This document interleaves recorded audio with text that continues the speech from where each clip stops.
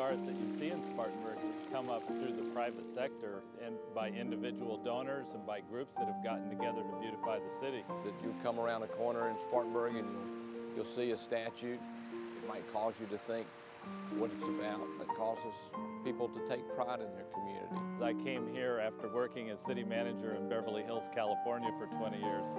And we were a town that had remarkable public art. But you know, as I got here to Spartanburg, I realized that every community's public art is its own.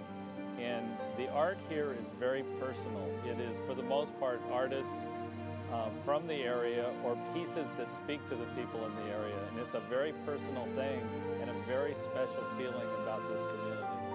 In Spartanburg, we've got sculptures, we've got fountains, we've got big initiatives to improve sidewalks, roadways. It's just the whole concept of improving the beauty of a community.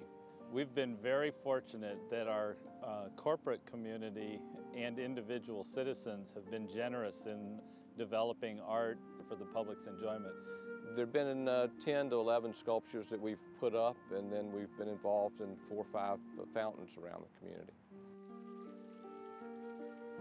The Group of 100 is a group of local people from the community. Each of the members of the group puts a certain amount of money into the pot. This is as grassroots as it gets, and they have their own planning committee. They have gotten behind this program of doing a project every year, at least one project a year, and they've put it all through different parts of the community, and it's a very inclusive effort.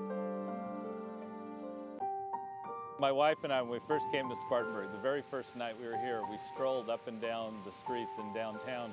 We noticed everyone was very friendly and everyone was saying hello to us. And out of that new habit I was developing, I turned to my right and I nodded and said hello to this man who turned out to be a bronze statue reading the Wall Street Journal.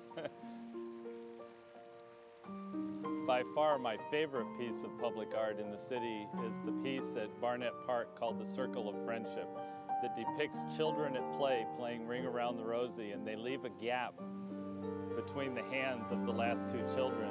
And you see the kids come up and grab those 2 hands and become part of the circle of friendship. And it's a very, very moving piece.